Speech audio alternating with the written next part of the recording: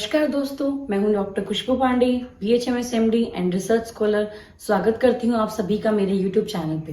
तो जैसे कि हमने लास्ट जो हमारा वीडियो था वो सेल्फ ब्रेस्ट एग्जामिनेशन पे था और हमने बात करी थी कि जो नेक्स्ट वीडियो रहेगा वो कैंसर ब्रेस्ट की सारी जो डिटेल में जानकारी है उस पर रहेगा। कैंसर ब्रेस्ट की कंप्लीट इन्फॉर्मेशन के लिए इस वीडियो को एंड तक जरूर देखें।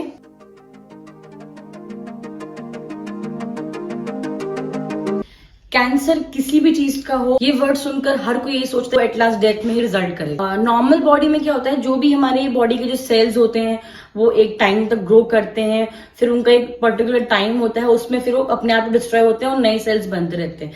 कैंसर में क्या होता है, किसी भी चीज का कैंसर हो तो जो सेल्स है वो बहुत जल्दी जल्दी मल्टीपल बहुत स्पीडीली ग्रो करते हैं। Cancer breast is the most commonest जो कैंसर है वो होता है वुमेन में, और हर 14 में से जो एक वुमेन है वो रिस्क में रहती हैं कैंसर ब्रेस्ट होने के लिए। जो मिडिल एज होती है, आफ्टर जो 30 की जो एज रहती है, that is more prone for cancer breast. Breast cancer mostly जो अपर क्वाड्रेंट होता है ब्रेस्ट का उसमें पाया जाता है। इसके अलावा निपल्स में भी मिल सकता है। बट कैंसर ब्रेस्ट अगर अर्ली स्टेजेस में डायग्नोस किया जाए, चाहे वो एलोपैथिक में हो, चाहे होम्योपैथी में हो, चाहे किसी भी पैथी में हो, तो उसका ट्रीटमेंट है वो कम्प्लीटली क्योरेबल है। लेटर स्टेजेस में जाकर ये बहुत डिफिकल्ट होता है क्योर करना, और फिर डेथ का जो रिस्क है वो बढ़ जाता है। इसलिए हमने जो सेल्फ ब्रेस्ट एग्जामिनेशन में बात की थी कि जो भी प्रोबेबल साइंस हैं डिटेक्ट करने के लिए कि ये कैंसर ब्रेस्ट के साइंस हो सकते हैं या ये प्रॉब्लम हो सकती है, फिर आपको डॉक्टर को अप्रोच करना है क्योंकि वो बहुत जरूरी है। उससे अर्ली टाइम में ही,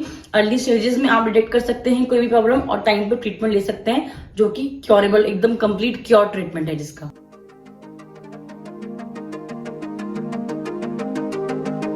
अब हम बात करेंगे कि क्या कारण रह सकता है या फिर क्या रिस्क फैक्टर्स रह सकते हैं ब्रेस्ट कैंसर होने के लिए। सबसे जो इम्पोर्टेंट है कि ऑब्वियसली कि जो फीमेल्स हैं they are more prone to cancer breast as compared to males. Secondly जो 30 प्लस या बेसिकली जो 40 से 60 का जो एज ग्रुप है, बिटवीन 40 टू 60 एज ग्रुप, ये ज्यादा रिस्क में रहती हैं फॉर ब्रेस्ट कैंसर। इसके अलावा किसी को अगर फैमिली हिस्ट्री रही है, मदर या सिस्टर को अगर कैंसर की हिस्ट्री रही है तो हो सकता है। कोई जेनेटिक हिस्ट्री है, कुछ अगर जीन्स में प्रॉब्लम है, कुछ क्रोमोसोमल प्रॉब्लम्स हैं तो हो सकता है। इसके अलावा अगर फ्रीक्वेंट एबॉर्शंस की हिस्ट्री है, फ्रीक्वेंट एबॉर्शंस होते हैं कुछ भी हार्मोनल इम्बैलेंस की वजह से, तो वो भी एक रिस्क बनता है ब्रेस्ट कैंसर के लिए। One more important thing is, अगर किसी का मिनार्की जल्दी आई है, मतलब जो फर्स्ट पीरियड्स हैं जल्दी एज में आए हैं और मीनोपॉज बहुत लेट हो रहा है और पीरियड्स काफी लेट बंद हो रहे हैं, और अगर वो जो टाइम पीरियड है वो बहुत ज्यादा हो गया है, अर्ली मिनार्की है, लेट मीनोपॉज है, तो वो भी हायर रिस्क में रहते हैं कैंसर ब्रेस्ट के लिए। इसके अलावा अगर कुछ भी हार्मोनल इम्बैलेंस चल रहा है, कुछ ओवेरियन डिस्टर्बेंसेस हैं या कुछ इनफर्टिलिटी की प्रॉब्लम है, एस्ट्रोजन का एक्सपोजर है अगर किसी भी रूप में, तो ये सब रिस्क बढ़ाते हैं ब्रेस्ट कैंसर के लिए।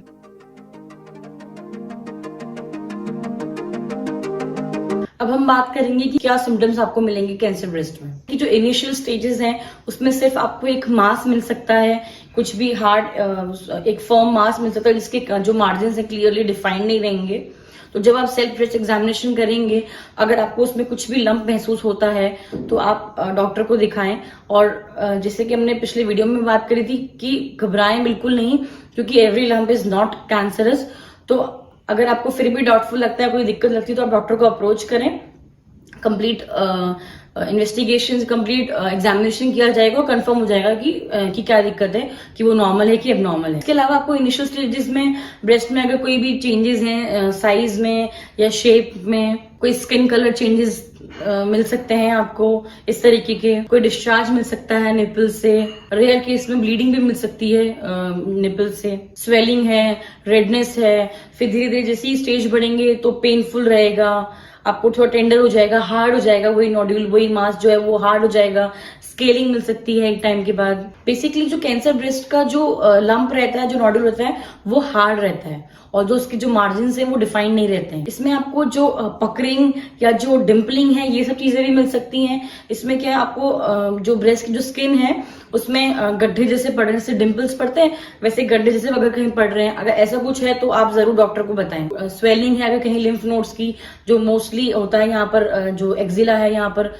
ये आर्मपिट का एरिया, इस जगह आपको कोई ना कोई गांठ मिल सकती है जिसमें दर्द भी हो सकता है। और फिर जैसे लेट स्टेज में आगे जाके फिर ये स्प्रेड करता है, ये जो कैंसर जैसे बोन्स में फैल सकता है। जो बोन में जो फैलना है कैंसर ब्रेस्ट का, ये बहुत कॉमन मेटास्टेसिस होता है।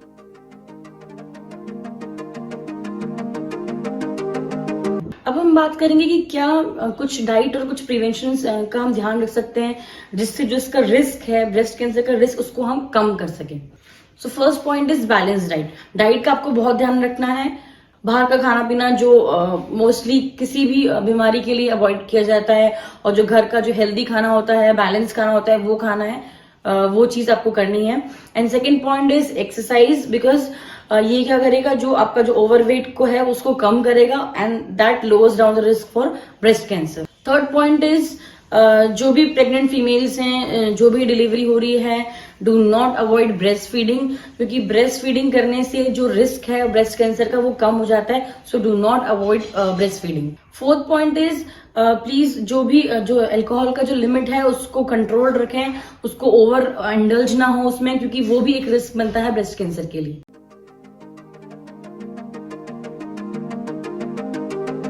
अब हम बात करेंगे कि डायग्नोसिस कैसे होगा कैंसर ब्रेस्ट का। इनिशियली आपको शायद पता नहीं चल पाए कि आपको कैंसर ब्रेस्ट है। अगर मान लीजिए कुछ सिम्टम्स अगर आ रहे हैं, कुछ आपको लंप महसूस हो रहा है और वो सस्पेक्टेड रहा कैंसर ब्रेस्ट के लिए, आप डॉक्टर के पास जाएंगे तो वो डिफरेंट टेस्ट करवाएंगे। इसके अलावा जो टेस्ट में अगर सबसे जो बेसिक रहता है, जो कंप्लीट ब्लड काउंट है, आपको उसमें जो हीमोग्लोबिन है वो बढ़ा हुआ मिल सकता है। तो अगर आपने किसी भी कारणवश चेस्ट एक्सरे कराया, रेस्पिरेटरी डिसऑर्डर, किसी भी रेस्पिरेटरी प्रॉब्लम के कारण, तो उसमें कुछ सस्पेक्टेड प्रॉब्लम्स मिल सकती हैं। फिर आगे डिफरेंट टेस्ट होंगे। तो मोस्ट इंपॉर्टेंट जो इसके लिए जो टेस्ट और इन्वेस्टिगेशन वो होता है मेमोग्राम। और अगर मेमोग्राम में सस्पेक्टेड रहता है तो फाइनल कंफर्म के लिए कि क्या स्टेजेस है, वो डायग्नोस करने के लिए फिर जो लास्ट में एफएनएसी कराई जाती है, बायोप्सी कराई जाती है। जो अल्ट्रासाउंड है वो भी साथ में कराया जा सकता है, एब्डोमेन का या फिर कहीं और का, ताकि दिखने के लिए कि जो कैंसर है कहीं और तो स्प्रेड नहीं हुआ है।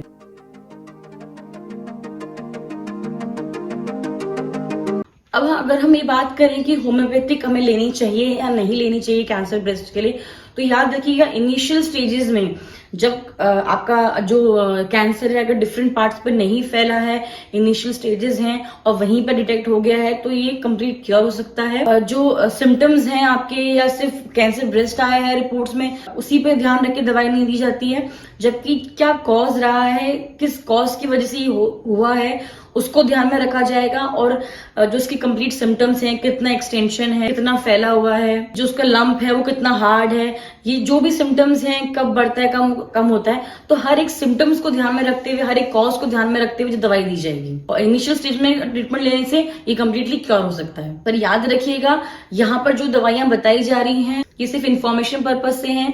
कंप्लीट ट्रीटमेंट के लिए आप प्लीज जो भी आपका नियरेस्ट जो होम्योपैथिक डॉक्टर हैं उनसे कंसल्ट करें, या हमसे ऑनलाइन कंसल्टेशन के लिए डिस्क्रिप्शन में दिए गए जो व्हाट्सएप नंबर है उस पर संपर्क करें। बिना कंसल्टेशन के इन मेडिसिन को खुद से यूज ना करें। चलिए अब कुछ जो होम्योपैथिक मेडिसिन हैं कैंसर ब्रेस्ट की, उनके बारे में बात करते हैं। पहली जो इम्पोर्टेंट होम्योपैथिक मेडिसिन है that is conium mac. Conium mac में आपको जो लंप है, जो नोड्यूल है, वो थोड़े हार्ड मिलेंगे। जो ब्रेस्ट है वो बहुत पेनफुल रहेगा, स्वेलिंग रहेगी, उसमें थोड़ी सोरनेस भी मिल सकती है।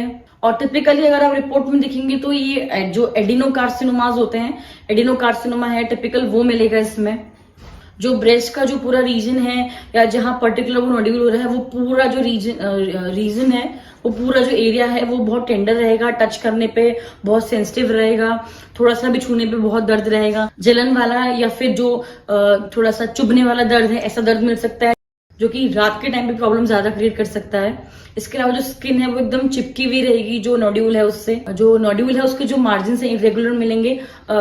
कुछ केसेस में, रेयरली किसी केसेस में आपको जो निप्पल है उनसे डिस्चार्ज भी मिल सकता है, जो पल्स का डिस्चार्ज है वो मिल सकता है। कोनियम में जो पेन के लिए जो सेंसिटिवनेस है वो इतनी ज्यादा है कि कपड़ों का जो फील है, कपड़ों के टच से भी पेन महसूस होगा। तो ऐसे केस में आप कोनियम का यूज कर सकते हैं। पोटेंसी यहाँ पर क्लियरली नहीं बताई जा सकती क्योंकि वो पर्सन टू पर्सन डिफर करती है। Next important medicine is Hydrastis, जो आप पोटेंसी में भी यूज कर सकते हैं, कोई भी जो फिजिशियंस हैं, या मदर टिंचर में भी इसका यूज किया जा सकता है। इसमें जो कैंसर ब्रेस्ट में जो ब्रेस्ट है वो काफी स्वोलन रहेगा, जो नोड्यूल है वो काफी हार्ड रहेगा, स्किन एकदम चिपकी हुई रहेगी जो नोड्यूल है उससे। इसके अलावा पकरिंग मिलेगी इसमें, और जो पेन है आपको एकदम नाइफ लाइक पेन मिलेगा, कटिंग पेन मिलेगा, कुछ काटने वाला जैसा पेन मिलेगा। किसी किसी केस में आपको जो निपल से डिस्चार्ज मिलेगा और वाटरी डिस्चार्ज मिलेगा उसमें। निपल रिट्रैक्शन या निपल्स में क्रैक या निपल्स के ऊपर जो वेन्स हैं वो थोड़ी सी इंगॉज मिल सकती है। Very important and frequently use जो होम्योपैथिक मेडिसिन होती है कैंसर ब्रेस्ट में, दैट इज फाइटोलेका। इसमें जो ब्रेस्ट है उसमें काफी पेन मिलेगा, और जो भी नोड्यूल, जो भी लंप बना है वो बहुत ज्यादा पेनफुल रहेंगे, बहुत ज्यादा सेंसिटिव रहेंगे टच के लिए। इसके अलावा बहुत उनमें रेडनेस मिल सकती है, और हार्डनेस बहुत ज्यादा रहेगी इस लंप में, एकदम स्टोनी हार्डनेस रहेगी, एकदम पत्थर के जैसे जो हार्ड रहते हैं इस तरह की हार्डनेस मिलेगी आपको फाइटोलेका के जो लम्प्स हैं उनमें। फाइटोलेका में जो लंप है उनमें से आपको डिस्चार्ज भी मिल सकता है, पस का डिस्चार्ज निकलना बहुत कॉमन है इसमें। ये फाइटोलेका बेसिकली उन केस में भी काम आ सकता है जिसमें स्टेज थोड़ा ज्यादा बढ़ गया है, अल्सरेशंस आ गए हैं, पस काफी निकल रहा है, और जो लंप है बहुत ज्यादा हार्ड है, बहुत पेनफुल है। अगर फीमेल प्रेग्नेंट है और बच्चा अगर फीड कर रहा है तो ड्यूरिंग फीडिंग जो पेन है वो निपल से पूरे जो ऑल ओवर द बॉडी वहां स्प्रेड करेगा। निपल में क्रैक्स मिल सकते हैं, निपल्स फिशर्ड मिल सकते हैं। एक और जो होम्योपैथिक मेडिसिन है जो बहुत इंपॉर्टेंट, जो लेटर स्टेजेस हैं ब्रेस्ट कैंसर के, जो अल्सरेटिव स्टेजेस हैं उसमें यूज की जा सकती है, दैट इज एस्टेरियाज रूबिन्स। में अगर जैसे कि लेफ्ट अगर ब्रेस्ट इन्वॉल्वमेंट है, निपल्स की हार्डनेस हो रही है, जो ब्रेस्ट है वो बहुत पेनफुल है, लंप काफी पेनफुल है, जो पेन है ब्रेस्ट का वो जो भी आपका पूरा हाथ है, आर्म्स का जो शोल्डर का एरिया उस पर स्प्रेड कर रहा है। इसके अलावा इसका जो कैंसर का जो सिम्टम्स है वो स्टार्ट होंगे एक छोटे से रेड स्पॉट से स्टार्ट होंगे, वो बर्स्ट आउट करेगा, उसमें जो डिस्चार्ज निकलेगा वो स्प्रेड करेगा, और बहुत ज्यादा फीटेड, बहुत ज्यादा एक स्मेल रहेगी, बैड स्मेल रहेगी उसमें से। तो बेसिकली ये जो अल्सरेटिव स्टेज है कैंसर ब्रेस्ट का उसमें काफी यूजफुल है। लेकैन is also very good medicine for cancer breast. इसमें आपको जो ब्रेस्ट है वो काफी सोलन और पेनफुल मिलेंगे। जो पेनफुल ब्रेस्ट है वो आपको बिफोर एंड ड्यूरिंग मेंसेस भी मिल सकते हैं। इसके अलावा जो पेन है वो इतना सेंसिटिव रहेगा कि जो हल्का सा टच है या फिर थोड़ा सा भी झटका लग रहा है, कुछ भी थोड़ा बहुत चल रहे हैं उससे बढ़ जाएगा। इवनिंग के टाइम पे ज्यादा होगा। पेनफुल इतना ज्यादा है कि आपको होल्ड करके कई बार मूवमेंट करना पड़ेगा। सीढ़ियां अगर चलनी है या कहीं और चलना है तो आपको थोड़ा सा होल्ड करना पड़ेगा ब्रेस्ट को इजी मूवमेंट के लिए। लेकिन में बेसिकली आपको जो निपल्स का जो सिम्टम्स है वो काफी प्रोमिनेंट मिलेंगे। अगर डिस्चार्ज बहुत ज्यादा निकल रहा है, जो मिल्क डिस्चार्ज अगर बहुत ज्यादा निकल रहा है, जो लेकिन वैसे भी यूज की जाती है तो dry excessive milk from the nipples. तो ये कुछ होम्योपैथिक मेडिसिन हैं जो इंपॉर्टेंट हैं, जो बहुत यूज की जाती हैं कैंसर ब्रेस्ट के लिए। बट कंप्लीट ट्रीटमेंट के लिए आप डॉक्टर से कंसल्ट करें। किसी भी होम्योपैथिक मेडिसिन के साथ आप कैलकेरिया फ्लोर का यूज कर सकते हैं, which is a very good medicine for any types of growth.